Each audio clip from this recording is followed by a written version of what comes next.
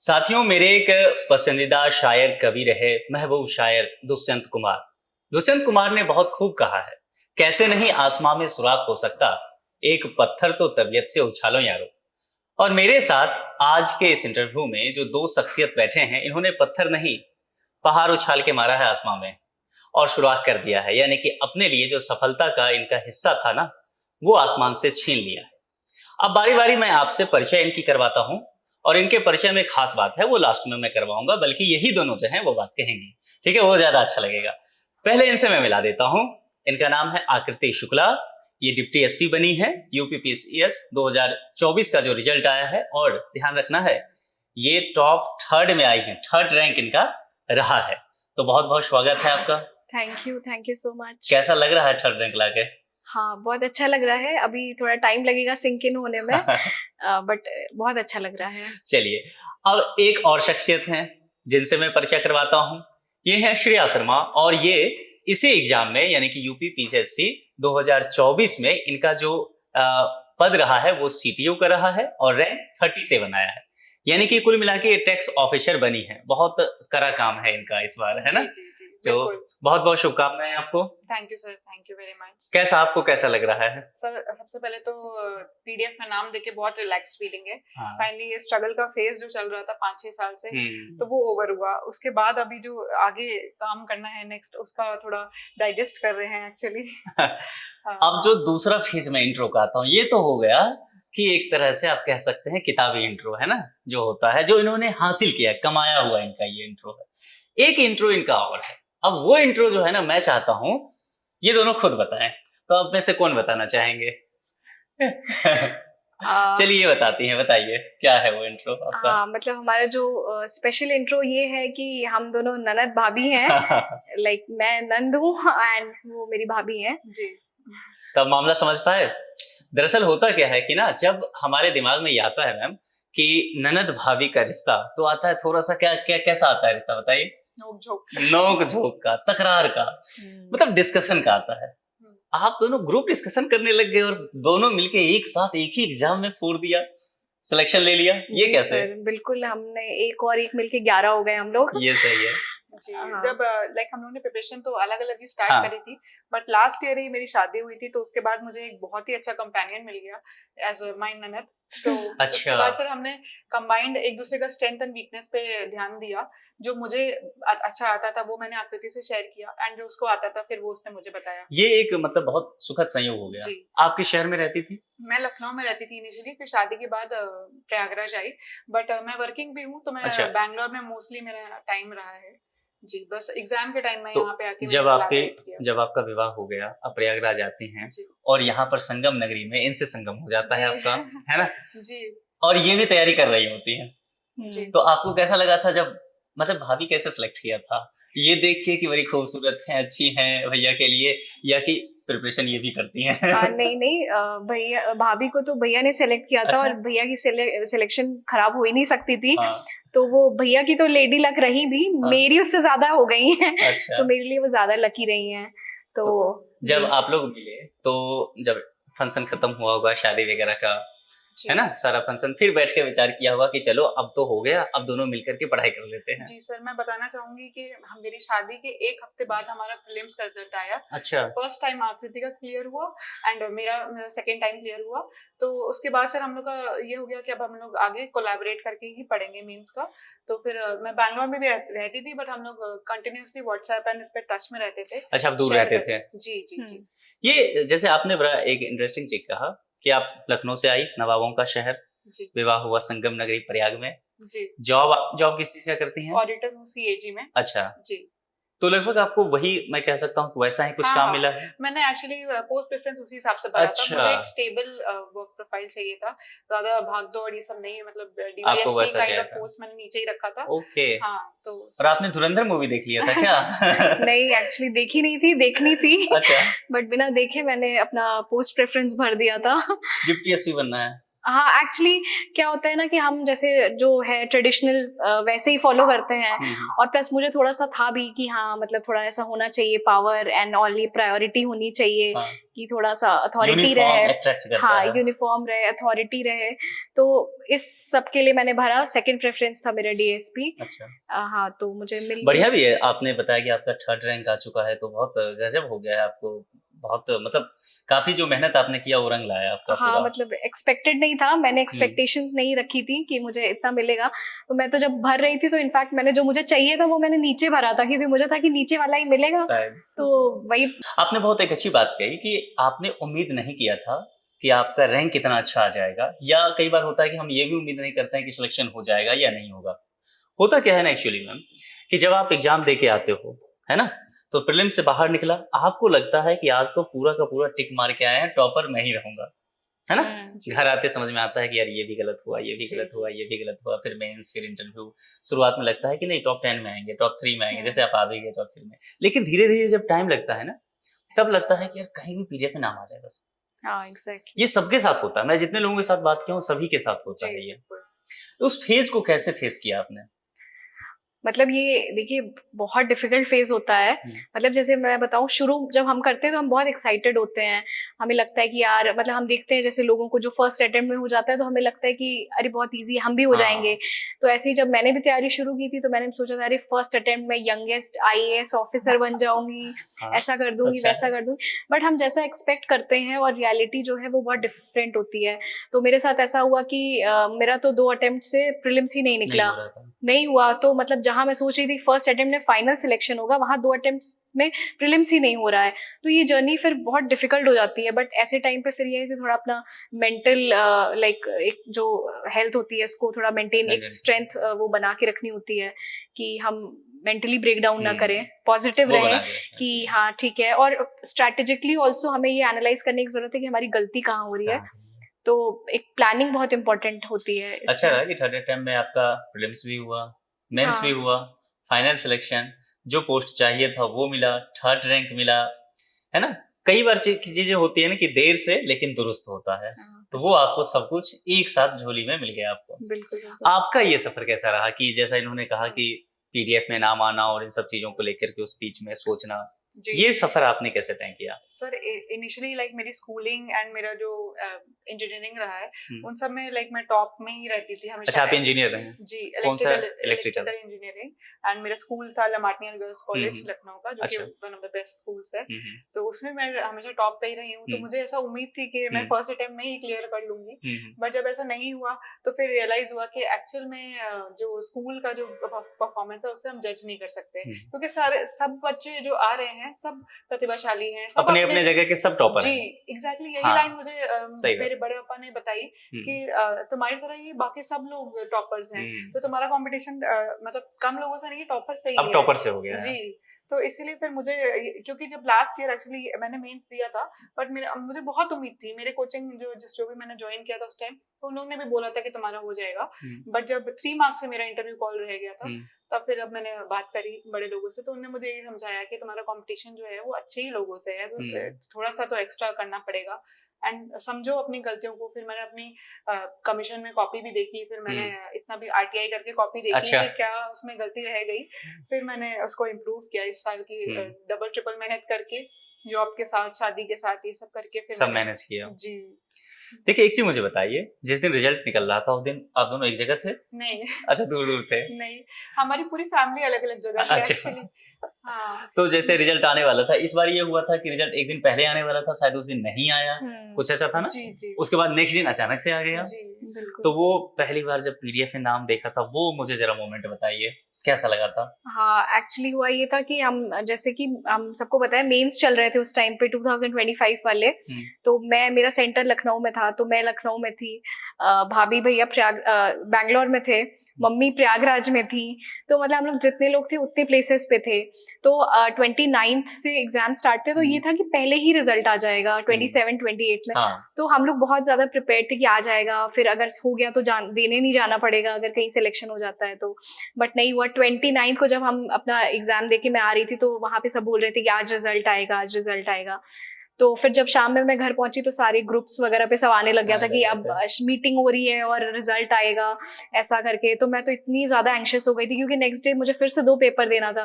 तो मैंने भाभी को कॉल करके बोल दिया था, मैंने कहा देखिए अब रिजल्ट आएगा और आप देखिएगा, आप ही बताइएगा और मैं फोन ऑफ कर रही हूँ क्योंकि मैं बहुत ज्यादा एंशियस हो रही हूँ अब। तो उन्होंने बोला हाँ ठीक है, तुम टेंशन मत लो, तुम पढ़ाई करो, हम जैसा होगा हम बताएंगे। फिर लेकिन रहा नहीं गया, फोन ऑफ नहीं कर पाई, फोन ऑन ही रखा था मैंने। उसके बाद ऐसे ही पढ़ रही थी तो अचानक से फोन गया, लाइक फोन फ्लैश कर रहा था, किसी का कॉल आ रहा था। तो ऐसे ही उनका फोन आया तो उन्होंने बोला हेलो डीएसपी मैडम कैसी हैं आप। तो फिर मैंने बोला, मैंने कहा देखिए सर एक तो रिजल्ट नहीं आ रहा है, कल एग्जाम है और आप मजाक कर रहे हैं। तो फिर मैं बोले कह रहे नहीं रिजल्ट आ गया है, तुम डीएसपी बन गई हो। इतना मैं सुन के ही जस्ट पापा के रूम में जा रही थी तो तब से ही भाभी का फोन आया पापा के पास कि पापा जी हम दोनों का सिलेक्शन हो गया, आकृति का डीएसपी और मेरा सीटीओ। तो ये सुनते ही फिर तो मैं तो बिल्कुल एकदम शॉक्ड हो गई कि अरे ऐसा कैसा हो गया। और 12 बज रहे थे। फिर हमने फिर घर में और लोगों को बताया, आपस में वीडियो कॉल पे बातें की हमने कि अरे यार फाइनली हो गया, हम एक्सपेक्ट कर रहे थे। बट ये सब 12 बजे हुआ और हम आधे घंटे में निपटा के मैं फिर से कल के पेपर के लिए, नेक्स्ट डे के पेपर के लिए पढ़ने बैठ गई। तो फिर पढ़ाई। मुझे एक चीज बताया, जैसे इन्होंने कहा कि पापा से जब बात की और एक होता है कि 2 लोग इंटरव्यू दे रहे हैं, है ना, 2 लोगों का रिजल्ट घर में आने वाला है। ये पॉसिबिलिटी है कि दोनों का ही ना हो, ये पॉसिबिलिटी है कि दोनों का हो जाए जैसा हो गया आपने, और ये हो सकता है कि एक का हो एक का ना हो। फिर वो 3 इडियट वाला याद आता है ना, कि अपना ना हो ठीक है, दोस्त का हो जाए तो ज्यादा बुरा लगता है। सर बट इसमें मैं ये कहना चाहूंगी, जैसे हम लोग मॉक टेस्ट देते थे जब, तो हम लोग का परफॉर्मेंस नियर बाय ही रहता था। जैसे कोई आगे कोई पीछे ऐसे रहता था। फिर हम लोग घर आके एक दूसरे की कॉपी देखते थे कि तुमसे क्या सीख सकते हैं, वो मुझसे क्या सीख सकती है। तो हमें ये थोड़ी उम्मीद थी कि होगा तो दोनों का होगा, नहीं होगा तो दोनों का नहीं होगा। मतलब ये लोग ना आपसे सीख सकते हैं सब कि ननद भाभी के रिश्ते का इस्तेमाल कैसे करना है ठीक से, है ना। बिल्कुल डिस्कशन नहीं, ग्रुप डिस्कशन करना है पढ़ने का, दोनों एक साथ निकालिए। जैसे आपने बताया कि संगम है, तो जैसे मेरे हस्बैंड के साथ तो मेरा हुआ ही, बट 3 चाहिए ना उसमें। ये एग्जैक्ट संगम हो गया है ना। संगम हो गया है। तो आप लोग कौन है, गंगा यमुना सरस्वती में कौन किसका नाम करना चाहेंगे? एक्चुअली मेरे हस्बैंड को सरस्वती बोल सकते हैं क्योंकि वो अदृश्य है इस सिनेरियो में। अच्छा हुआ कि इन्होंने अदृश्य कहा, ये विलुप्त भी कह सकती थी, बहनें छेड़ती है ना, लेकिन उनका सपोर्ट रहा बहुत सपोर्ट रहा। जब भी मुझे मेरे मॉक इंटरव्यू इतना टाइम लगता था, 4 घंटे वेट करना, वो वेट करते थे, वो रहते थे साथ में। और जब मैं आंसर कॉपीज लेने जाना होता था ये सब चीजें, तो वो पूरा बैठते थे वहाँ, डिस्कशन सुनते थे, जो सर के साथ डिस्कशन हो रहा है वो सब अच्छा, वो पूरा देखते थे। हाँ, यहाँ तो मतलब ने बहुत बैकग्राउंड सपोर्ट किया है। बट अब जब एप्रिसिएशन का टाइम आया है, तो वो कहते हैं कि नहीं तुम लोग जाओ, हम क्या करेंगे। तो इसीलिए उनको सरस्वती बोला गया है। ये देखिए सही जो कहते हैं ना, क्या आजकल एक वर्ड चलता है अल्फा मैन। मैं ऐसे लोगों को अल्फा मैन मानता हूँ, जो सपोर्ट करें, है ना। अल्फा मैन का मतलब एक गलत मीनिंग मुझे लगता है निकल गया हमारे समाज में, है ना। आप डीएसपी बनिए, आप ठीक करना जा करके सब चीजों को, बिल्कुल, है ना। ऐसे अल्फा मैन को नेशनल कमीशन फॉर मेन बनाएंगे हम।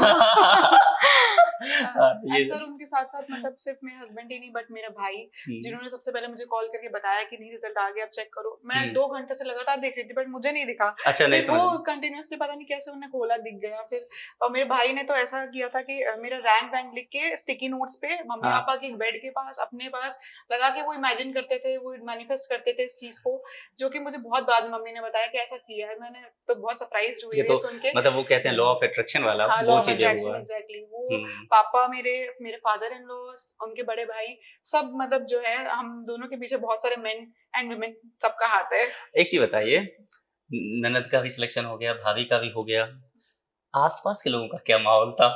हाँ नहीं मतलब सब बहुत खुश हैं, मतलब लाइक अपेरेंटली सब खुश तो बहुत दिख रहे हैं, बट मेरा तो मानना है अंदर से भी सब खुश हैं, क्योंकि हमारी एक लिमिटेड सोशल सर्कल रहा है, लाइक आसपास हमारा कम लोगों से इंटरेक्शन रहा है, एंड हमारे जेन्युइन फ्रेंड्स रहे हैं, तो वो लोग तो जेन्युइनली बहुत खुश हैं हमारे सक्सेस से। हमें तो लगता है कि मतलब हमने तो इमेजिन नहीं किया था कि हमारी खुशी से लोग इतना ज्यादा खुश होंगे। इतना कई बार एक्चुअली हम सोचते हैं ना, हम जब सोचते हैं समझते हैं चीजों को, हमें लगता है कि सब कुछ ना बुरा बुरा सा है, लेकिन जब हमारे साथ अच्छा होता है हम देखते हैं कि नहीं वाकई अच्छे लोग हैं, अच्छी चीजें हैं, अप्रिशिएट कर रहे हैं लोग, है ना, ये चीजें करते हैं सब। एग्जैक्टली सर, मुझे ऐसा भी लग रहा है कि हमारे सब फैमिली मेंबर्स पीसीएस बन गए हैं, सब इस तरीके से बात कर रहे हैं, सब इतना प्राउड फील कर रहे हैं, तो ऐसा लग रहा है कि सिर्फ हम ही लोग नहीं, बट वो लोग। अच्छा, दूसरी एक बात है ना कि आपको दोनों को जो सर्विस मिला है ना आपकी चॉइस का, आप वही काम कर रहे हैं, आपको वही काम चाहिए था, और आपको वर्दी ही चाहिए थी एकदम ताबड़तोड़, है ना, दबंग स्टाइल में, तो वो मिल गया आपको दोनों लोगों को। अब मुझे जरा आते हैं आपके एकेडमिक पे, है ना, कि शुरुआत जब करते हैं, क्योंकि अब यूपी पीसीएस का पैटर्न थोड़ा सा बदला है ना, आपसे शुरू करते हैं फिर आप पे आ जाते हैं, ठीक है। तो पहले तो ऑप्शनल सब्जेक्ट हुआ करता था, अब ऑप्शनल हटा दिया है, इसको मेहरबानी मानते हैं या पनिशमेंट है? सर इससे मेरा थोड़ा सा प्रायोरिटी डिसाइड हो गया। जैसे मैं पहले यूपीएससी की तैयारी कर रही थी, फिर 3 अटेम्प्ट के बाद जब उसमें नियर बाय पहुंच के भी मुझे सक्सेस नहीं मिल रही थी, फिर मैंने यूपी पीसीएस का अटेम्प्ट दिया एंड उसी साल ये चेंज भी आया। अच्छा। तो फिर मुझे डिसाइड करना पड़ा बिकॉज यूपी स्पेशल एंड एक वहाँ का ऑप्शनल सब्जेक्ट मैनेज करना बहुत मुश्किल हो गया था। उसी साल मेरी जॉब भी लगी थी। तो फिर मैंने डिसाइड किया कि अब मैं यूपी पीसीएस ही दूंगी, फोकस करके पूरा। हाँ। तो फिर मैंने उसका दिया एंड फर्स्ट टाइम मेरा प्रीलिम्स क्लियर हुआ बिकॉज मैंने डेडिकेटेड यूपी पीसीएस का दिया। इसमें 2 पेपर ऐड हुआ है, पेपर 5th और 6th वाला, 6th यूपी स्पेसिफिक। तो मैं तो अपने लिए बोन ही मानती हूँ, जिसको आप बेहतर मानते हैं। सो क्योंकि मेरा एक विजन क्लियर हो गया कि अब मैं इसी की प्रिपरेशन करूंगी। मतलब जो होता है अच्छे के लिए होता है। बिल्कुल। और आपको क्या लगता है? मुझे लगता है इसके पॉजिटिव और नेगेटिव इम्पैक्ट्स दोनों है। जैसे कि पॉजिटिव उन्होंने बताया कि हमें पता चल गया कि हाँ ठीक है, हम ये कर सकते हैं, प्रायोरिटाइज कर सकते हैं। बट इसके लाइक कुछ नेगेटिव कॉन्सिक्वेंसेस भी हैं, जैसे कि अगर जो लोग यूपीएससी और यूपीपीसीएस साथ में करना चाहते हैं उनके लिए फिर थोड़ा डिफिकल्ट हो गया कि अब एक ऑप्शनल भी करना है, हमें पेपर 5 पेपर 6 भी करना है। और प्लस इसका एक नेगेटिव पॉइंट ये था कि जो कुछ सब्जेक्ट्स ऐसे थे मैथ्स एंड लाइक जो साइंस सब्जेक्ट्स है उसमें स्कोर्स ज्यादा अच्छे मिलते थे, तो डिफरेंस एक क्रिएट हो जाता था। जो साइंस स्टूडेंट्स होते थे वो बेटर स्कोर कर पाते थे other like as compare to literature students. तो पॉजिटिव। आप दोनों तो तारीफें कीजिए, क्योंकि आप दोनों को मनपसंद रैंक मिला है, मनपसंद जॉब मिल गया है ना, तो आपके लिए परिवर्तन अच्छा रहा। कई लोगों के परिवर्तन बुरा होता है, लेकिन आपके लिए बहुत बेहतर रहा है। मुझे एक चीज बताइए कि प्रिपरेशन के दौरान कभी ऐसा लगा हो, जैसे आपने कहा कि एक लंबा सफर रहा यूपीएससी, अब दोनों यूपीएससी प्रिपरेशन करते थे, फिर इधर किस मोमेंट पे ऐसा लगता था कई बार कि आपको जॉब भी मिल गया उसी बीच में, शादी भी हुई है लड़कियों के लिए, हालांकि शादी किसी के लिए भी किसी भी समय में थोड़ा सा टफ तो हो जाता है, लाइफ अचानक से चेंज होता है, लड़कियों के लिए ज्यादा है, वो एक जुआ की तरह है, अच्छा भी बुरा भी दोनों हो सकता है ना। और उस बीच में सिविल सर्विसेज जैसा प्रिपरेशन, बहुत डेडिकेशन चाहिए, है ना। ये सब रिश्ते मैनेज करना, जॉब मैनेज करना, प्रिपरेशन मैनेज करना, ये कैसे किया आपने? ये जादू है मेरी नजर से, है ना। सर बहुत धन्यवाद कि आप ऐसा मानते हैं। मैं भी इसको बिल्कुल ऐसा मानती हूँ बिकॉज मुझे मतलब बहुत चैलेंजेस फेस करने पड़े। जॉब बैंगलोर में था, वहां से अप डाउन करना एंड साथ में प्रिपरेशन करना बिकॉज सारा UP specific coachings and material सब यहाँ पर है। तो मैं वहाँ पे जैसे जब मेरा प्रीलिम्स क्लियर हुआ था तो मेंस की आंसर राइटिंग बहुत जरूरी होती है, तो लोगों ने टाइमली ज्वाइन कर लिया, बट मैं वहाँ पे थी एंड इमीडिएटली छुट्टी इतनी टाइम की नहीं मिल रही थी। तो फिर मैंने ये दिमाग लगाया कि पूरा ऑनलाइन मैंने ज्वाइन किया और मैं डेली आंसर लिखती थी वहीं पर और फिर उसको पीडीएफ को स्कैन करके भेजती थी जब तक मैं यहाँ पे नहीं आ जाऊँ। फिर जब मैं यहाँ आई तब मैंने ऑफलाइन भी ज्वाइन किया, लेकिन दोनों चीज फिर मैंने करी। तो ये थोड़ा सा एक अपना स्ट्रेटेजाइज उस तरीके से करना पड़ता है। इसके साथ ही जब मैं यहाँ पे आई तो फिर फैमिली सपोर्ट, जैसे मेरी मदर इन लॉ, मेरे फादर इन लॉ, उन लोग ने पूरा सपोर्ट किया कि तुम पढ़ाई करो, तुम बाकी और जो काम थे उसमें उतना मुझे इन्वॉल्व नहीं किया। तो उस वजह से ये रहा। और जैसे प्रीलिम्स मैंने मायके में दिया तब मेरे पेरेंट्स ने सपोर्टफुल था। उसके बाद जो मेंस है वो मैंने अपने ससुराल में दिया, इंटरव्यू ससुराल में दिया। तो इस तरीके से जर्नी रही है, बट लाइक लॉन्ग जर्नी रही है, तो बहुत अप्स एंड डाउन्स आए हैं और इतना हेक्टिक शेड्यूल रहता था तो हेल्थ पे बहुत कॉम्प्रोमाइज करना पड़ा एंड बहुत टाइम फेलियर जब आए थे तब लगा था कि पता नहीं हम लोग इसके लिए बने गए हैं कि नहीं बने, ऐसा लगता था। बट फिर एक लगता था कि हमने कुछ शुरुआत की है तो हम उसको एक एंड गोल तक पहुंचाएं, मतलब कुछ तो उसका रिजल्ट हो अच्छा। किसी मोमेंट पे ऐसा लगता था कि छोड़ देते हैं, नौकरी तो मिल ही गया, इंजीनियरिंग कर चुके हैं, रहने देते हैं? जी सर, नौकरी मतलब मेरे मतलब मैंने कर दिया था बिकॉज मैं फाइनेंशियल इंडिपेंडेंस मुझे एक टाइम पे चाहिए था, बट मेरा एंड गोल सिविल सर्विसेज का ही था। तो मैंने सोचा नहीं ऐसा। बाकी लोगों को, मेरे रिलेटिव्स को लगा कि ठीक है अब तुम रिलैक्स करो, नौकरी है, शादी है, बट मैंने मतलब मुझे लगा कि मैं बहुत नियर बाय पहुंच गई हूँ तो फिर मुझे ये करना है। कई बार बाकी लोगों के बात ना मानना अच्छा होता है, अपने रीजन लेना अच्छा होता है। अब वही बोलते हैं फिर कि बहुत अच्छा किया कि तुमने तैयारी किया। एंड ये जितने लोग देख रहे हैं ना, ये बाकी जो लड़कियां हैं और उनके जो पेरेंट्स हैं उनके लिए एक इनका आप एग्जांपल ले सकते हैं कि लड़की जहां तक बढ़ना चाहे ना आप बढ़ने दीजिए, है ना, उसको अपनी बाउंड्री खुद तय करने दीजिए, आप डिसाइड मत कीजिए उसकी क्षमता को, वो अनंत है जी। एंड ऐसा ये भी नहीं समझना चाहिए कि शादी एक लिमिटेशन है या एक जॉब एक लिमिटेशन है, ऐसा कुछ भी नहीं है। अगर सपोर्टिव फैमिली है तो फिर आगे भी बढ़ सकते हैं, कंटिन्यू कर सकते हैं। और आपके कंडीशन में तो जैसा बेंगलोर रहे, प्रयागराज में सब कुछ है, या दिल्ली लोग रहते हैं, बहुत मुश्किल रहता है, लेकिन फिर भी आपने ऑनलाइन की दुनिया है तो आपने उसके माध्यम से ले लिया। जो भी रिसोर्सेज है उसका सही इस्तेमाल आप इनसे करना सीख सकते हैं। अब आपसे बात करते हैं, अब आप मुझे ये बताइए कि मेंस की आंसर राइटिंग लिखने के लिए कुछ बातें जो इम्पोर्टेंट है, जो आप बताना चाहेंगे सभी लोगों को, कि अगर मेंस लिख रहे हैं, जो कि आप पहले लिख चुके हैं, फिर इस बार सिलेक्शन भी लिया आपने, क्या क्या कुछ बातों को एकदम तकिया कलाम बना लें कि ये तो गलती नहीं ही होनी चाहिए, फिर मार्क्स आ जाएगा? ओके, देखिए मेंस आंसर राइटिंग में 3 चीजें हैं जो मुझे लगता है इम्पोर्टेंट है। पहला तो है कि आपके पास, पहला बहुत बेसिक प्राइमरी, कि कंटेंट एक अच्छा रेडी होना चाहिए। सेकंड ये है कि आपका प्रेजेंटेशन अच्छा होना चाहिए, आपकी लिखने की शैली कैसे है, आप किस तरह से अपने आंसर को प्रस्तुत कर रहे हैं, वो होना बहुत इंपॉर्टेंट है। क्योंकि आप बेसिक पैराग्राफ स्टाइल में लिखते जा रहे हैं, मतलब बेसिकली आपको एक एग्जामिनर पॉइंट ऑफ व्यू से सोचना है कि अगर आपकी कॉपी कोई थर्ड पर्सन लेमैन देख रहा है तो उसको क्या चीज आपके आंसर्स में अच्छी लगेगी, क्या प्रथम दृष्टया उसको देख के अपील कर जाएगा। तो वो प्रेजेंटेशन ही है। कंटेंट तो बाद में जब इंसान ध्यान लगाता है तब दिखता है, पर कॉपी खोलते ही प्रेजेंटेशन दिखता है। देखिए हैंड राइटिंग अपने सबके वश में नहीं है, first impression is last impression. हाँ बिल्कुल। तो जैसे हैंड राइटिंग तो अभी ठीक है, जिसकी जैसी है वो डेवलप हो चुकी है, उसमें आप बहुत चेंज नहीं कर सकते आप, बट प्रेजेंटेशन पे वर्क करके उसे चेंज किया जा सकता है, उसे इम्प्रेसिव बनाया जा सकता है। एंड थर्ड ये है कि आप मतलब प्रैक्टिस करके आप अपनी स्पीड लाइक इतनी डेवलप कर लीजिए कि आपका पेपर टाइमली फिनिश हो जाए। क्योंकि आपको लाइक इन 3 आवर्स आपको 60 पेजेस लिखने होते हैं, तो एक अच्छी स्पीड की आवश्यकता होती है। तो पेपर फिनिश होना ये बहुत इंपॉर्टेंट है। तो ये 3 चीजें मेंस की बहुत ज्यादा इंपॉर्टेंट पार्ट होती है। सेकेंडली ये है कि प्रैक्टिस होनी चाहिए, बहुत ज्यादा आप आंसर राइटिंग प्रैक्टिस करिए। कोई भी क्वेश्चन लिखिए, कोई भी आप क्वेश्चन आप देख रहे हैं तो उसका जो अंडरलाइन थीम है उसको एनालाइज करने की कोशिश करिए, और उसके जो भी मल्टी डायमेंशनल अप्रोच में उस आंसर को लिखिए।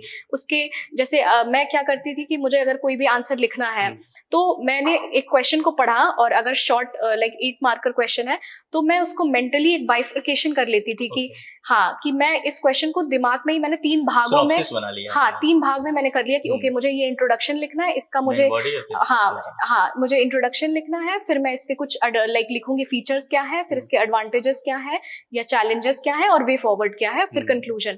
तो जैसे क्वेश्चन की डिमांड के अकॉर्डिंग उस क्वेश्चन का आप मेंटल बाइफर्केशन कर लीजिए और फिर क्वेश्चन को लिखिए। मतलब क्वेश्चन इसमें हार्डली 10 सेकंड लगते हैं, तो इससे आपका आंसर बहुत स्ट्रक्चर्ड हो जाता है और आप इंपॉर्टेंट चीजें मिस नहीं करते हैं। ऐसा नहीं होता है कि आपको वे फॉरवर्ड लिखने के बाद, कंक्लूजन लिखने के बाद चैलेंजेस याद आ रहे हैं, ये चीजें नहीं होनी चाहिए। तो ये एक मेंटली प्लान कर लीजिए, और ये विद प्रैक्टिस लाइक थोड़ा और इनबिल्ट हो जाता है। मेंस देने से पहले आप दोनों से प्रश्न है कि आपने कितने आंसर लिखे होंगे?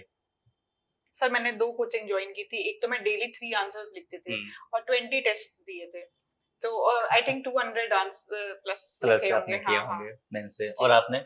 हाँ, मैं एक छोटी सी चीज इसमें बताना चाहूंगी। 2023 में जब मैंने प्रीलिम्स दिया था, तो उस टाइम पे क्या हुआ था कि मैं बहुत कॉन्फिडेंट थी, क्योंकि वो मेरा सेकंड प्रीलिम्स था, तो मुझे लगा था कि नहीं, फर्स्ट बार नहीं हुआ है, अब इस बार तो मैं पक्का अच्छे से करूंगी और मैं क्लियर करूंगी। तो मैं इतना कॉन्फिडेंट थी कि मैंने जैसे प्रीलिम्स का रिजल्ट नहीं आया था, प्रीलिम्स देने के बाद ही मैंने जस्ट ज्वाइन कर लिया था मेंस आंसर राइटिंग। मैंने जिस इंस्टीट्यूट में ज्वाइन किया था तो वहाँ पे 120 टेस्ट के आसपास सेक्शनल टेस्ट थे, तो फिर मैं उसको लिखती थी रेगुलरली। तो अराउंड 20 टेस्ट मैंने फिनिश किए थे, तो उसके बाद ही रिजल्ट आ गया और मेरा नहीं हुआ था, प्रीलिम्स नहीं क्लियर हुआ। तो मैं बहुत डिमोटिवेट हो गई, और फिर जो भी मेरे साथ के जो लोग जिन्होंने ज्वाइन किया था, जिनका नहीं हुआ उन्होंने छोड़ दिया। तो मैंने भी डिसाइड किया कि ठीक है, मेरा नहीं हुआ है तो अब क्या फायदा करने का। तो उस टाइम पे मैं लाइब्रेरी भी जाती थी, तो मैंने आके लाइब्रेरी में बैठी थी, मेरे बगल में जो एक सर थे उनका सिलेक्शन हो गया था, तो उन्होंने पूछा कि आपका क्या प्लान है। मैंने बोला फिर से प्रीलिम्स पढ़ूंगी, अभी तो हुआ नहीं है। तो उन्होंने कहा कि आकृति आप मेंस लिखना मत बंद करिए, जिस हिसाब से आप लिखती हैं मुझे लगता है कि अगर आप कंटिन्यू करेंगी तो जिस साल आप मेंस देंगी उस साल आपको फाइनल सिलेक्शन मिलेगा, ये मेरा विश्वास है। तो उनको फोन किया सिलेक्शन? हाँ बिल्कुल। उन्होंने मुझसे ये बात कही थी कि जिस साल आपको मेंस देने को मिलेगा, आप मेरा विश्वास मानिए, मुझे पूरा भरोसा है कि उसी साल आपका फाइनल सिलेक्शन होगा। तो मैंने कहा सर लेकिन पता नहीं कब होगा प्रीलिम्स। वो उनका हो गया था सिलेक्शन। तो बोले कि नहीं आप करते रहिए। तो उनके कहने पे सिर्फ मैंने कंटिन्यू किया। तो फिर मैंने 120 टेस्ट कंप्लीट किए, जिसमें मुझे लगता है मैंने 2-3 हजार क्वेश्चंस लिखे होंगे। तो काफी मैंने क्वेश्चंस लिखे। परफेक्ट। हाँ, तो फिर उसके बाद जब 24 में मुझे एक्चुअल मेंस देना पड़ा, तब मेरे साथ बहुत चैलेंजेस थे कि मेरे भाई की शादी, मतलब भाभी की शादी भी थी उसी में। फिर मेरा उसके जस्ट 1.5 महीने पहले बिहार का भी मेंस था। तो मुझे बहुत कम टाइम मिला था मेंस के लिए प्रैक्टिस करने के लिए। बट वो जो मैंने पास्ट में वर्क किया था वो मुझे हेल्प किया काफी, कि मुझे प्रेजेंटेशन नहीं, बस मुझे अपने कंटेंट को एक बार ब्रश अप करना था। तो उससे मुझे काफी हेल्प मिली। अब मेंस हो गया, बता दिया आपने। अब आते हैं इंटरव्यू पे। आप दोनों से प्रश्न रहेगा इंटरव्यू पे। आप मुझे बताएं कि इंटरव्यू के लिए, जैसे हम कहते हैं कि देखिए भारत में जितने भी एग्जाम हैं, सिविल सर्विसेज को अगर छोड़ दें, वो सारे एग्जाम इस तरह से हैं कि भाई आपको नौकरी मिला, आप तो जॉब में हैं भी, तो आप इस बात को समझ रहे हो। वहाँ आपकी पर्सनैलिटी टेस्ट उस तरह से नहीं होता है। लेकिन सिविल सर्विसेज के लिए बहुत जरूरी होता है कि ये एग्जाम पहले से मान के चलता है कि आप में ऑफिसर लाइक क्वालिटी होनी चाहिए, है ना। तो और इसके लिए इंटरव्यू है, और इंटरव्यू को बोलते भी पर्सनैलिटी टेस्ट। जनरली बोल देते हैं हम लोग इंटरव्यू, लेकिन है तो पर्सनैलिटी टेस्ट। तो मान लीजिए कोई बच्चा आज से शुरू करता है अपना प्रिपरेशन करना, ठीक है, आपने भी कभी शुरू किया होगा। तो क्या क्या कुछ क्वालिटी अपने पर्सनैलिटी में वो लाना शुरू कर दे कि एक दिन आपके दोनों के जैसे वो ऑफिसर दिखने लग जाए, उनके पर्सनैलिटी में झलकने लग जाए? Sir firstly I would say discipline अगर आप में आ जाता है तो आप मतलब प्रीलिम्स मेंस ये क्लियर कर लेते हैं, इसके बिना तो इंटरव्यू दे भी नहीं सकते। तो ये हो जाएगा। उसके बाद जो भी आप कोर्स कवर करते हैं उससे एक आपका ब्रॉड माइंडसेट बन जाता है कि आपको इस तरीके से, जिस तरह से हम आंसर लिखते हैं उसी तरीके से हमको वहाँ बोलना भी है, introduction, conclusion, like that body. So इसी तरीके से फिर मॉक इंटरव्यूज होते हैं, तो वो हम ज्वाइन करके ये अपना कैसे हमको कितना कंसाइज बोलना है ये हम सीख सकते हैं। मैंने तो ऑलमोस्ट 10-11 मॉक्स दिए थे, कुछ ऑनलाइन भी दिए क्योंकि तब मैं बैंगलोर में थी, तो इनिशियली ऑनलाइन दिए थे, फिर यहाँ पे आके दिया, लखनऊ में दिया मैंने, बिकॉज मुझे थोड़ा एक्सपीरियंस कम था। तो क्योंकि सिविल सर्विसेज का इंटरव्यू फर्स्ट टाइम दे रहे थे, सो इसलिए मुझे, और इतना सारा चैलेंजेस था इस प्रिपरेशन में एंड इस साल के अटेम्प्ट में, तो मुझे कोई कमी नहीं छोड़नी थी। तो मैंने ये ट्राई किया कि मैक्सिमम यहाँ पे भी मैंने संस्कृति IAS में भी जो मॉक इंटरव्यू दिया था अंडर KP द्विवेदी सर, उनके गाइडेंस में, तो उन्होंने जब फर्स्ट दिया तो उन्होंने बोला कि मतलब डिसेंट है लेकिन एक बार और आप दे दीजिए। अब 2 मॉक यहाँ दिए थे। यहाँ पे फिर मैंने दूसरा मॉक भी दिया, ऑल्दो थोड़ा सा वेटिंग टाइम हो गया था, बट सर मतलब मुझे था कि मुझे ये एक्सपीरियंस लेना है फिर से एंड अपने आप को जो बेस्ट कर सकती हूँ। मेरा इंटरव्यू थोड़ा एंड में था 16 मार्च को, तो मुझे टाइम मिल गया था, सो मैंने ट्राई किया कि मैं मैक्सिमम जो मॉक्स दूं। तो दूसरा जो आपने संस्कृति IAS में इंटरव्यू दिया था, दूसरा मॉक, उसमें फिर कितना बेनिफिट मिला पहले उसमें से? सर ने मतलब अप्रिशिएट किया था कि आपने इम्प्रूव किया है पहले से, तो मुझे थोड़ा सेटिस्फेक्शन हुआ, एक कॉन्फिडेंस आता है ना, तो वो जरूरी था इंटरव्यू के पहले, सो इसीलिए मुझे बहुत बेनिफिट हुआ यहाँ से। तो और आप फिर बताइए कि इंटरव्यू के लिए क्या क्या करें? डे 1 से ध्यान रखना है। डे 1 से कोई तैयारी शुरू कर रहा है, आकृति जब पहला दिन से तैयारी शुरू की होंगी तो फिर क्या सोच के की होंगी, और आखिरी दिन जब ऑफिसर बन गई हैं तो क्या क्या पर्सनैलिटी में लाना चाहिए जो आया हुआ? मुझे लगता है कि हम जो भी पढ़ते हैं हमें उसमें क्लैरिटी होना ज़रूरी है, क्योंकि जो भी हमें क्वेश्चंस पूछे जाते हैं, अगर हमें किसी भी कॉन्सेप्ट को लेके क्लैरिटी नहीं है तो वो आंसर करना स्पॉन्टेनियसली डिफिकल्ट हो जाता है। तो पहला चीज़ क्लैरिटी बहुत इंपॉर्टेंट है। दूसरा कि एक ओपिनियन हमारे एक डेवलप करना चाहिए इस प्रोसेस में, कि हमसे अगर कोई भी ओपिनियन बेस्ड क्वेश्चंस पूछे जाए तो हम इस पूरे जो अपने प्रेपरेशन का प्रोसेस है इसमें हम एक ओपिनियन डेवलप करें, किसी भी चीज़ के एक एनालिटिकल अप्रोच डेवलप करें कि किसी भी चीज़ के प्रोज एंड कॉन्स को एनालाइज कर पाएं, हम जज कर पाएं कि क्या चीज़ सही है, क्या गलत है, क्या चैलेंजेस हैं। तो ये 2 चीज़ मुझे लगता है कि ये बहुत इंपॉर्टेंट है शुरू से ही इनकलकेट करना। और फिर जब हम इंटरव्यू की प्रैक्टिस करते हैं, जब हम उसकी तैयारी करते हैं, तो भी हमें, जैसे मेरे केस में क्या था कि मुझे अगर कोई क्वेश्चंस नहीं आते थे तो मुझे बहुत लगता था कि अब मेरा इंटरव्यू खराब हो गया है। तो ये चीज मुझे, जब मैंने यहाँ संस्कृति आईएएस में मॉक दिया तो केपी द्विवेदी सर ने मुझे ये बताया कि आपका अगर क्वेश्चन गलत हो जाता है, अगर आपने 2-3 क्वेश्चन के आपके आप आंसर नहीं भी कर पाई, तो आपको चौथे क्वेश्चन में भी उतना ही कॉन्फिडेंट रहना है जितना आप स्टार्टिंग में थे। आपको बिल्कुल भी लाइक अंडर कॉन्फिडेंट नहीं होना है। तो ये भी एक चीज इंपॉर्टेंट है कि आप कॉन्फिडेंट रहिए, खुद की पर्सनैलिटी को लेके कॉन्फिडेंट रहिए, अपनी तैयारी को लेके कॉन्फिडेंट रहिए, क्योंकि कॉन्फिडेंस का ही like at the end of the day it matters. तो ये 3 चीजें मुझे लगता है बहुत इंपॉर्टेंट है। एंड फिर ओवर द इयर्स जब आप बहुत चैलेंजेस फेस करते हैं, फेलियर्स आते हैं लाइफ में, तो एक आप खुद से ही आपकी कोई एक डिफरेंट पर्सनैलिटी निकल के आती है इस प्रोसेस में। जी, जो कहते हैं ना कि जो व्यक्ति अपने हिस्से का ताप झेलता है, नमी सोखता है, वो निखर के आता है, जैसे कि आप दोनों आए हैं। अब जैसे मान लीजिए आप फाइनल इंटरव्यू गए होंगे, मॉक यहाँ संस्कृति आईएएस में दे दिया आपने, अपने 2 दिया, आपने 1 दिया था। हाँ, मैंने एक में ऐड करना चाहूंगी। एक्चुअली मॉक इंटरव्यू के टाइम हम 2-3 लोगों का मोस्ट इम्पोर्टेंट कंट्रीब्यूशन भी रहा है। हम लोग के बड़े पापा हैं, मेरे फादर इन लॉ के दोनों बड़े भाई पहले पीसीएस रह चुके हैं। अच्छा। तो फिर हम लोग ने उनसे अफसरों का खानदान रहा है पूरा। कह सकते हैं, बट जिनका नहीं भी है स्टिल उनका जैसे अगर आप कॉन्टैक्ट मिल जाए, बिकॉज जरूरी इसलिए है लोगों से बात करना जो उस पोजीशन पे रह चुके हैं, बिकॉज वो आपकी पर्सनैलिटी को मोल्ड कर सकते हैं उस हिसाब से। तो डेली अगर हम लोग भी कॉल ना करें, वो लोग हमें कॉल करके बताते थे कि अभी ये चल रहा है, आपको इस पे ऐसे बोलना है, इतना लिमिटेड बोलना है, इसके प्रोज कॉन्स ये क्या है।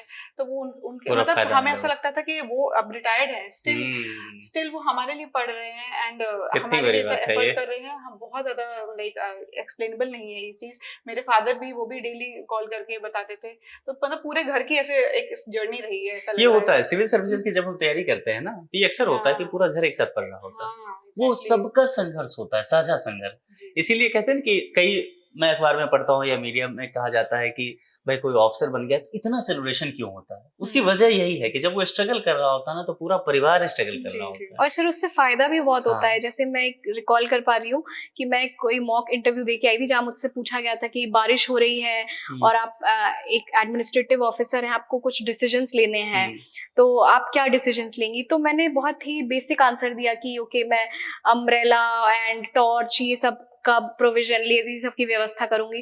तो बाद में जब मैं आई तो मेरे ब्रदर ने बोला कि इससे तुमने क्या स्टूपिड आंसर दिया है, तुम्हें ये अरेंज करना चाहिए कि जो वाटर बॉर्न डिजीजेस हैं ये ना स्प्रेड हो।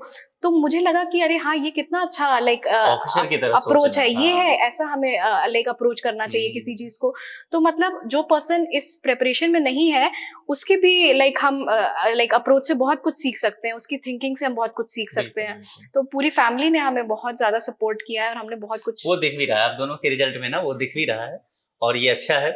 दूसरी एक बात मुझे बताइए कि जब सारा पूरा ये आप लोग का सिलेक्शन हो गया, सब कुछ मामला, अब तो लगभग कितने दिन रिजल्ट के हो गए, 4-5 दिन तो हो गया होगा। हाँ, 29 मार्च को सफलता को धीरे धीरे महसूस कर रहे होंगे। पहली बार तो आप कह रहे थे कि हमें प्रोसेस को समझने में समय लगा ना, चीटी काट के देख रहे हैं कि मैं हूँ कि नहीं। हाँ, बिल्कुल। अब 4-5 दिन बीत चुका है, ठीक है, आप इस फेज में हैं, आपने अपने साथ और भी लड़कियां जो पढ़ती होंगी आपके साथ, उनका भी आप सफर देख रहे हैं। हो सकता है वो सिलेक्शन अभी नहीं ली हो और योग्य हो। कई बार क्या होता है, हमसे भी योग्य कुछ लोग होते हैं लेकिन वो नहीं आए हैं। मैं चाहता हूं कि आप उनके लिए कुछ बताएं कि वो कैसे करें। और दूसरी बात, आप 2 अफसर बिटिया हैं मेरे साथ बैठे हुए, ये जो इंटरव्यू जब जाएगा ना, जब बहुत सारे लोग देखेंगे आपके पेरेंट्स, जैसे आपने कहा कि आपके जो घर में कुछ अफसर पहले से थे सीनियर लोग, फिर उन्होंने चाहा आपको बढ़ाएं, सपोर्ट करें। अब आपको जब लोग देखेंगे ना, तो वो अपनी बिटिया को चाहेंगे अफसर बनाना, ठीक है, उनके लिए क्या क्या मैसेज देना चाहेंगे? आप पहले बताएं फिर आप बताएं क्या कहेंगे। सर, इस पे मैं डॉक्टर एपीजे अब्दुल कलाम की लाइन्स है कि आप ड्रीम करिए, बट ड्रीम वैसी नहीं जो सोते हुए करिए, ड्रीम ऐसी करिए जो आपको सोने ना दे। तो इस तरीके से जो पेरेंट्स हैं वो अपने बच्चियों को प्रमोट करें कि आप ऐसे सपने देखें, एंड बच्चे भी इस पे वर्क करें इसके साथ। और मतलब सपोर्ट फैमिली तभी करेगी जब आप भी थोड़ा सच्चाई से प्रयास करेंगे। नहीं तो मतलब पेशेंस स्टूडेंट्स में तो होगा, बट फैमिली 10 साल तक 15 साल तक थोड़ी ना करेगी। सही बात, उतना कैसे कर पाएंगे, तो उनकी भी रिस्पॉन्सिबिलिटीज हैं। अच्छा, इस बार एक आप लोग मुझे ज्यादा अच्छे से बता पाएंगे, जो रिजल्ट आया था, खास करके मैं जो एसडीएम वाला मैं देख रहा था, उसमें शायद 35 पोस्ट था एसडीएम का, 37, और उसमें सिलेक्शन में लड़कियों का बहुत ज्यादा नाम आ गया था क्या उसमें 37 में? हाँ, आई थिंक 37 में 21 आर गर्ल्स, मोर देन 20 था। हाँ 21 है, 37 में 21। तो अब जितने लोग भी सुन रहे हैं, खास करके इस समाज के पिताओं से, माताओं से मैं कहना चाहता हूँ कि देखिए, जो एसडीएम का पोस्ट था उसमें से कह रही हैं 37 में से मोर देन 21 सिर्फ लड़कियां रही हैं, सारे रैंक कर लिया। तो लड़कियां ज्यादा अच्छा कर रही हैं। क्या खाती क्या हैं आप लोग, ये बताइए मुझे। लड़कों को आज लड़कों को इस तरह बता दीजिए कि हो क्या रहा है। अच्छा, ये रिजल्ट आने के बाद ना बहुत सारे लड़के बहुत परेशान थे। बहुत बच्चे मुझसे मिले जो लड़के पढ़ाई करते हैं, वो कि सारी पोस्ट तो लड़कियां ले जा रही है, हम लोग छोड़ ही देते हैं फिर पढ़ना, है ना। तो ये क्या आप लोग, क्योंकि बहुत ज्यादा हो गया ना, 37 में से अगर 20-21 लड़कियां ही दी जा रही तो फिर क्या बचा। सर मैं इस पे कहना चाहूंगी कि हम लोग घर का खाना खाते हैं, घर वालों के साथ खाते हैं, ना कि बाहर जाके दोस्तों के साथ। ये थोड़ा डिफरेंस है। हाँ सर देखिए, ये अपने हस्बैंड के लिए मैसेज तो नहीं है दे रही है? नहीं, हस्बैंड के लिए नहीं है, वो भी साथ में ही खाते हैं। होता है ना कि इशारों में लगा दिया तीर को, ये देख लो दोस्तों के साथ नहीं रहना है। नहीं, लड़कों का थोड़ा होता है ना, ग्रुप में जाके वो लोग बाहर खाना। सर एक्चुअली मुझे लगता है लड़कों को हमेशा से एक्सपोजर ज्यादा मिला है, तो उनके लिए डिस्ट्रैक्शंस भी थोड़े ज्यादा है। सही कह रहा। तो और लड़कियों को उतना एक्सपोजर नहीं मिला है और उनका फोकस थोड़ा ज्यादा है, तो इस वजह से आई थिंक लड़कियां थोड़ा बेटर परफॉर्म कर रही हैं आजकल।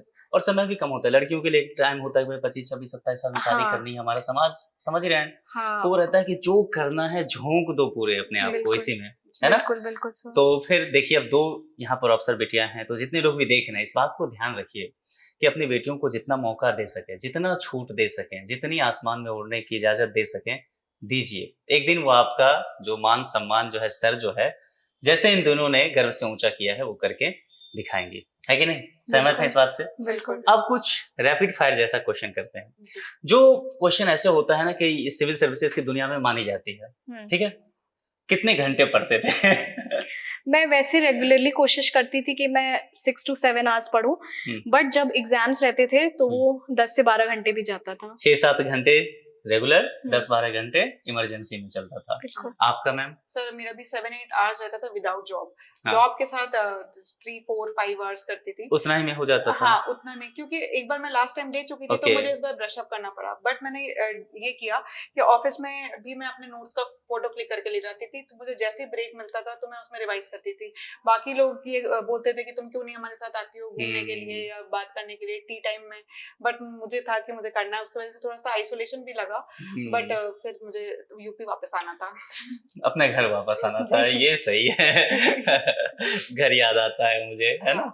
तो देखिए बहुत अच्छा रहा। दूसरी बात, अखबार पढ़ना चाहिए या नहीं पढ़ना चाहिए? न्यूज़पेपर लेकर बहुत बात होती है। देखिए मैं जेन्युइनली बताऊं, मैं रेगुलरली नहीं पढ़ती थी। मुझे लगता है करंट अफेयर्स इंपॉर्टेंट है, बट करंट अफेयर्स को पढ़ने का या जानने का बहुत सोर्सेज है, जरूरी नहीं आप न्यूज़पेपर से ही पढ़ें। अच्छा, 2 चीज मैं बताऊं, जब न्यूज़पेपर की बात करते हैं 2 बातें आती है। एक जो आपने कह दिया कि करंट अफेयर, दूसरा कहते हैं बहुत सारे लोग कि हम जब न्यूज़पेपर पढ़ेंगे तो हमारा जो लैंग्वेज का फ्लो है वो बहुत अच्छा होगा, स्ट्रक्चर बहुत अच्छा होगा आंसर का, तो उस पर फिर क्या कहेंगे? हाँ नहीं देखिए, अगर जैसे आपको लगता है कि अगर आपको अपनी इंग्लिश पे वर्क करने की जरूरत है तो न्यूज़पेपर डेफिनेटली पढ़ना चाहिए। मैंने अपने स्कूल टाइम से ही, जब when I was in school, तो तब मैं पढ़ती थी, बट अभी मुझे लगता है कि I have a descent control over my language, तो फिर मुझे लगा कि अभी ठीक है, मुझे उतना न्यूज़पेपर रीड करने, क्योंकि एक्चुअली मेरे साथ प्रॉब्लम ये थी ना कि मैं थोड़े अनइम्पोर्टेंट चीजों पे फिर मुझे फिर स्पोर्ट्स सेक्शन पे ज्यादा ही पढ़ने लग गए, बॉलीवुड सेक्शन पे ज्यादा पढ़ने लग गए। तो इसलिए फिर मुझे था कि मैं थोड़ा और फोकस्ड होके मैं और भी जो सोर्सेज है, मैगजीन्स पढ़ ली या कोई एडिटोरियल देख लिया यूट्यूब पे, एनालिसिस देख ली, तो उस वे में मुझे थोड़ा और फायदा ये भी होता है कि जब हम जैसे मैगजीन या एडिटोरियल से करते हैं करंट अफेयर्स कवर, तो हमें उसका एक बैकग्राउंड भी वो कवर कर देते हैं कि इस इवेंट का क्या बैकग्राउंड रहा, और प्लस न्यूज़पेपर में बहुत डाइवर्स ओपिनियंस रहते हैं, तो कभी कभार कंफ्यूजन होता है, कॉन्ट्रडिक्शंस होते हैं, तो ये सबसे बचने के लिए फिर मुझे लगता है। बट हाँ, मैं जेन्युइनली ऐसा रिकमेंड नहीं करूंगी कि लोग न्यूज़पेपर ना पढ़ें, ये मेरा अप्रोच था, और मैं खुद अब चाहूंगी कि अगर अब मैं आगे अटेम्प्ट्स दूं तो मैं न्यूज़पेपर पढूं। ये मेरे तरफ से, मैं इसको एक डिमेरिट मानती थी कि मैंने न्यूज़पेपर नहीं पढ़ा, बट ये पढ़ना चाहिए। आपका क्या ओपिनियन? सर इनिशियली मैंने इंडियन एक्सप्रेस पढ़ा था काफी साल, फिर अभी टाइम क्रंच की वजह से मैं नहीं पढ़ पाई थी, बट इंटरव्यू के टाइम में मैंने रेगुलरली दैनिक जागरण पढ़ा था, और बाकी इंडियन एक्सप्रेस का ओवरव्यू ले लेती थी। दैनिक जागरण कौन, राष्ट्रीय संस्करण यूपी नहीं, प्रयागराज सिटी। अच्छा, प्रयागराज सिटी बिकॉज वाला। हाँ क्योंकि आप यहाँ दे हाँ इंटरव्यू यही होना था, तो मैंने ये वाला प्रेफर किया एडिशन। तो ये मैंने रेगुलर किया था बिकॉज मुझे लोकल न्यूज से टच, मेरा क्योंकि बैंगलोर में थी नहीं तो था, लोकल न्यूज से हाँ। टच नहीं था, तो इसीलिए मैंने उसको फॉलो किया। उसका फायदा मिला? हाँ बिल्कुल बिल्कुल, मतलब मैं जितना अवेयर रह पाई करंट अफेयर्स के बारे में, तो इसीलिए मुझे बहुत फायदा मिला। एंड वहाँ पे रहकर मैंने डिजिटल वर्जन पढ़ा था। ओके, पढ़ लेते थे। तीसरा क्वेश्चन, वही जो क्वेश्चन का भूत होता है वैसा, एनसीईआरटी पढ़नी चाहिए कि नहीं? एनसीईआरटीज मुझे लगता है पढ़नी चाहिए। वो एक बहुत ही like it's a good start. अगर आप शुरू से स्टार्ट कर रहे हैं तो उससे अच्छा बिगिनिंग नहीं हो सकता है। वो बेसिक्स होता है, आपको एक बेस फाउंडेशन सेटअप हो जाता है। उसके बाद आप स्टैंडर्ड बुक्स को इजीली समझ सकते हैं। नहीं तो वो इतनी जो बल्कि बुक्स होती हैं, लक्ष्मीकांत और मॉडर्न हिस्ट्री, स्पेक्ट्रम, तो ये सब अचानक से इंसान देख के डर जाता है। तो ऐसे में अगर हम एनसीईआरटीज पढ़ते हैं तो एक तो वो पतली पतली होती है, तो पढ़ के फटाफट फिनिश हो गया, तो एक ये रहता है मेंटल सेटिस्फैक्शन कि हाँ हमने एक ज्योग्राफी की एनसीईआरटी खत्म कर ली है, हमें एक बेसिक पता चल गया है, हो गया मोटा-मोटा। एग्जैक्टली। तो आई थिंक एनसीईआरटीज पढ़नी चाहिए, और एनसीईआरटी से क्वेश्चंस भी आते हैं और उससे आपका एक जो बेसिक कॉन्सेप्ट होता है वो बनने में बहुत हेल्प मिलता है। अच्छा, एनसीईआरटी पढ़नी चाहिए, इन्होंने कहा, आपका भी यही मानना है? ठीक, कितने दिन में पढ़ लेनी चाहिए? सर 2 महीने में आई थिंक कवर हो सकती है। किस क्लास से क्लास 9 to 12 6-7 पढ़ने की जरूरत नहीं है? नहीं वो सफिशिएंट, वो 9 to 12 सफिशिएंट है। ठीक है। एक और क्वेश्चन, द हिंदू पढ़ना जरूरी है क्या? जरूरी नहीं है, इंडियन एक्सप्रेस कर सकते हैं, वो थोड़ा हाँ, सिंपल है। आजकल इंडियन एक्सप्रेस चल रहा है, और आप तो पढ़े ही नहीं था, आपसे पूछना है क्या मुझे न्यूज़पेपर ही नहीं पढ़ा इन्होंने। चलिए, डेली आंसर राइटिंग करनी चाहिए कि नहीं? डेली आंसर, जैसे जिनको अगर बहुत ज्यादा अपनी आंसर पे वर्क करने की जरूरत है, टाइमिंग का इशू है, टाइम पे नहीं फिनिश हो रहा है, या प्रेजेंटेशन बहुत अच्छा नहीं है, तो वो आई थिंक डेली बेसिस पे कर सकते हैं। बट जिनको लगता है कि हाँ उनका कमांड है, उनका वो आंसर राइटिंग कर सकते हैं, तो वो लाइक डेली ना भी करे तो भी चलेगा। जैसे मेरे केस में था कि मैं डेली आंसर राइटिंग नहीं करती थी। मैं लाइक अगर मेरा कोई एग्जाम होता था तो लाइक कोई पेपर मेरा पूरा कंप्लीटली प्रिपेयर हो गया है, तो मैं एट अ स्ट्रेच ही उसके फुल टेस्ट लिखती थी, या मे बी हो सके तो सेक्शनल टेस्ट लिख लिया जो कि 50% कोर्स को कवर कर रहा है, बट डेली टेस्ट तो मैं सच नहीं लिखती थी। ओके, आप डेली का आंसर करना चाहिए, करती थी? हाँ सर, मैं करती थी बिकॉज मुझे लगता था कि मैं डेली। बहुत संस्कारी नहीं है? हाँ एग्जैक्टली, हम लोग बहुत डाइवर्स है, वो बिल्कुल डिसिप्लिन है, उनका टाइम से सोना, टाइम से उठना, एंड मैं बिल्कुल ऑपोजिट। कौन पढ़ता है भाई? मैं बिल्कुल ऑपोजिट। सर तो मतलब मैं वहाँ पे रह रही थी तो मुझे डेली टच में रहना था इसके साथ। जैसे मैं अगर एक हफ्ते में लिखती तो मुझे पता, एक हफ्ते बाद पता चलेगा कि मेरा क्या इंप्रूवमेंट हुआ, तो मुझे डेली इंप्रूवमेंट करना था। इसलिए मैंने, क्योंकि लास्ट ईयर में बता रही हूँ मेरा 3 मार्क्स रह गए, मुझे बहुत खराब लगा था, तो इस बार इसलिए मैंने लास्ट ईयर में किया तो था, बट इस बार मैंने सही से रेगुलरली किया। एंड 3 महीने लगातार हर दिन 3 आंसर लिखे। हाँ, और सैटरडे संडे फुल टेस्ट, एक तो करा है। ये मतलब होते हैं ना क्लास में आइडियल स्टूडेंट टाइप, जो टीचर्स की सब बात मानते हैं, वैसे टाइप मॉनिटर रहे थे स्कूल में? डेफिनेटली हाँ, मतलब वो जो एकदम से टाइम से सोना, गुड बच्चे होते हैं ना, वैसे हैं बिल्कुल आइडियल लेना, तारीफ लेना। एग्जैक्टली। और ऐसे बच्चे से ना, बाकी हम लोग जैसे बदमाश बच्चे हाँ, होते हैं, मैं तो इतना नहीं थी बहुत कि उसको देखो कैसे कर रही है, उसको देखो। मतलब हम लोग तो सेम घर में रहते हैं, इनका बिल्कुल एकदम टाइम टू टाइम सारी चीजें होती हैं, मेरा थोड़ा एकदम अजीब सा ही था। तो ये कॉम्बिनेशन कैसे बनाते थे? कभी कभी आप लोग में होता होगा ना, आप सिखाते हो कि तुम भी मेरी तरह रहो? नहीं, ऐसा सिखाते नहीं थे, क्योंकि मुझे लगता था कि वो अपनी तरफ से बेस्ट करे, अपने नेचर के हिसाब से काम करे, मैं अपने नेचर के हिसाब से करती। अच्छा, हॉबी क्या क्या पाला आप लोगों ने? हॉबी का उतना टाइम नहीं मिला, बट मैं पहले चेस प्लेयर रही हूँ। अच्छा, हाँ, तो कॉलेज दिमाग वाला काम है भाई। हाँ बिल्कुल जी। तो मैंने स्टेट लेवल, नेशनल लेवल का किया है। इधर रहने देते हैं, इधर रहने, मुझे डर लग रहा है। She is a class apart. हम लोग अलग है। आपका हॉबीज क्या है? मुझे पेंटिंग करना पसंद है, बट अभी तो टाइम नहीं मिलता है। बाकी खाली टाइम में ऑनेस्टली स्पीकिंग कार्टून देखना पसंद है मुझे। कार्टून्स देखती हूँ मैं बहुत, थोड़ा रिलैक्स अच्छा होने में। है। हाँ, मैंने तो इंटरव्यू में भी बोला था। हाँ, अच्छा, हाँ, फिर उन्होंने बोला कि कार्टूनिस्ट के नाम बताइए, कार्टून से आपको क्या सीखने, आपको कोई एक कार्टून कैरेक्टर बनना हो तो आप क्या बनना चाहेंगी? टॉम एंड जेरी तो नहीं बोला? हाँ एग्जैक्टली, मैंने जेरी बोला। मैंने कहा मुझे जेरी बनना है, देखन में छोटो लगे, गाँव करे गंभीर। सही है, वाकई आप दोनों ने जो काम किया है ना, निश्चित तौर पर आप जिस शहर से हैं, प्रयागराज प्लस लखनऊ, बेंगलोर भी एक छोटा सा हिस्सा है ना, तो वो भी कर्म भूमि तो रहा ही है। निश्चित तौर पर आपने सबको गौरवान्वित महसूस तो कराया ही है, और जितने लोग भी आप लोगों को देख रहे होंगे आज इस बात को समझ रहे होंगे कि किस तरह से जब परिवार का सपोर्ट होता है, लड़कियों को मौके दिए जाते हैं, तो वो क्या कुछ करके दिखा सकती हैं, ये मुझे बताने की जरूरत नहीं है, एग्जाम्पल मेरे दोनों तरफ बैठे हुए हैं। आप लोग अंत में क्या संदेश आप देना चाहेंगे, एक एक करके जरूर बताएं, खास करके लड़कियों के लिए।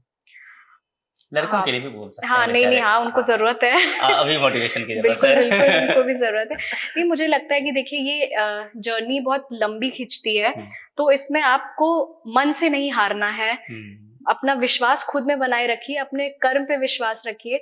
जैसे कि मैंने अपने टेबल पे एक कहावत या क्या बोलेंगे उससे मैंने एक लगा के रखा हुआ है कि कर्म में अगर सच्चाई है तो कर्म कहाँ निष्फल होगा, हर एक संकट का हल होगा, वो आज नहीं तो कल होगा। तो मतलब आपको, मुझे ऐसे लगता है कि मेंटली नहीं हारना है, क्योंकि अगर आप मन से हार गए तो फिर डिफिकल्ट हो जाएगा। मन के हारे हार है, मन की जीते जीत। और अगर आप मन से अगर स्ट्रांग है तो फिर जो भी चैलेंजेस है, सीखने को क्या, इंसान कुछ भी सीख सकता है। आंसर राइटिंग कौन सी बहुत बड़ी चीज है। सही बात है। तो एक डिटर्मिनेशन होना चाहिए, पैशन होना चाहिए, और I think we'll sail through. और लड़कों के लिए क्या कहेंगे, एक लाइन जरूर कहेंगे। हाँ, लड़कों के लिए कहूंगी लड़कियों से ना डरे और जो भी लड़कियां सर्विस में आ रही हैं और उनको इक्वली रिस्पेक्ट करें, वर्क प्लेस पे भी उनका सम्मान करें, और उनको अलग दृष्टि से ना देखें कि क्यों आ गए और या कैसे आ गए हैं, कैसे आ गए, बाकी डीएसपी बन गई हैं ये। सब अपने लाइक पोटेंशियल, अपनी हुनर से सब वहां पहुंचे हैं। और लड़के तो ऑब्वियसली उनको तो ये बताने की जरूरत नहीं है कि उनमें भी बहुत हुनर है, बस थोड़ा सा फोकस्ड रहें। और बाकी फोकस नहीं है, अब मुझे ऐसा लगता है थोड़े लड़के डिस्ट्रैक्टेड हैं थोड़ा फोकस्ड हैं तो वो ऑब्वियसली वंडर्स करेंगे। चलिए, ये ज्यादा अच्छी बात है। आप क्या कहना चाहेंगे? दोनों बातें, लड़कियों के लिए, उनके पेरेंट्स के लिए, और लड़कों के लिए भी। हाँ, मैं कंबाइंड बोलना चाहूंगी कि बिकॉज जो स्टूडेंट्स हैं वो डाइवर्स बैकग्राउंड से आते हैं, तो सेल्फ डाउट एक बहुत ही नॉर्मल प्रोसेस है इस प्रिपरेशन का। तो आप सेल्फ डाउट आएगा, बट आप उसको ओवरकम करिए, ट्राई करिए नेक्स्ट, एंड ऐसा टेस्ट सीरीज ज्वाइन करें जिससे आपको बाकी स्टूडेंट्स जो हैं उनके कंपैरिजन में आपकी परफॉर्मेंस क्या चल रही है, आप उसको ध्यान दें, बाकी स्टूडेंट्स से कांटेक्ट करें, उससे सीखें कि क्या आप बेटर कर सकते हैं, ये सब करिए। एंड फैमिली सपोर्ट, फैमिली वालों को यही बोलूँगी, फैमिली आप सपोर्ट करिए, बट ऑब्वियसली बच्चों को ही उसको करके दिखाना है। सो जैसे स्वामी विवेकानंद ने कहा है कि arise awake and stop not till the goal is achieved. So best of luck to everyone, thank you. देखिए, तो आखिरी में आपने इन दोनों की बातें तो सुन ही लिया, सारी बातें समझ गए आप। मैं बस इतना आखिरी में कहना चाहूंगा कि जिस तरह से इन दोनों ने अपना मुकाम हासिल किया है, एक एक कदम बढ़ाते हुए, ऐसा नहीं है कि इन्होंने असफलता देखी नहीं, असफलता देखा, उसका स्वाद चखा, उससे सबक सीखा, और तब तक हार नहीं माना जब तक सफलता का स्वाद चख नहीं लिया। तो कुल मिलाकर के, जैसा मैडम ने कहा कि जो लक्ष्य बड़ा है ना, तो धैर्य भी अधिक चाहिए, तो वो बना करके रखिए, है ना। और लड़कों के लिए आप जैसा दोनों कह रहे हैं कि थोड़ा सा अनुशासित हो जाइए और फोकस कीजिए, ठीक है, तो निश्चित तौर पर मंजिल पाया जा सकता है। आकृति और श्रेया, मैंने बहुत सारे लोगों से बात किया अभी तक, बहुत सारे ऐसे ऑफिसर्स के मैंने इंटरव्यू लिए हैं, लेकिन यकीनन जितना आप दोनों से बात करके, दोनों ननद भाभी से बात करके, मैं तब मेरी जगह जो है ना, आज गलत जगह पड़ गया, बीच में मैं आ गया। तो आप दोनों ननद भाभी से बात करके जितना अच्छा लगा, बाकी मुझे आज तक उतना अच्छा किसी ऑफिसर के साथ नहीं लगा था। आप दोनों को फिर से एक बार बहुत बहुत शुभकामनाएं, और अच्छे स्टूडेंट हैं, अब आप ऑफिसर बने हैं, मैं शुभकामनाएं देता हूँ, संस्कृति आईएएस की तरफ से शुभकामनाएं देता हूँ कि आप दोनों, मैं आज से 3-4 साल बाद जब अखबार में कभी पढ़ूँ ना, तो मुझे, जैसे आज मुझे पता चला फोन पे कि ननद भाभी एक आए इंटरव्यू देने, तो मैं सारा काम छोड़ करके आया इंटरव्यू लेने, तो ऐसा ही मैं पढ़ूं 3-4 साल बाद कि ननद भाभी जो की जोड़ी जो अफसर बनी थी फलाने बैच में, उन्होंने ये कमाल का काम कर दिया। और उम्मीद है आप लोग ऐसा करके जरूर दिखाएंगे। तो कुल मिलाकर के आज के इस इंटरव्यू को यहीं पर खत्म करते हैं। आप दोनों का बहुत बहुत शुक्रिया। अगले एपिसोड में किसी और सफल कैंडिडेट के साथ आपसे हम मुलाकात करेंगे, और आप इन दोनों के लिए शुभकामनाएं कमेंट बॉक्स में लिख करके दे सकते हैं। आज के लिए इतना ही, थैंक यू सो मच।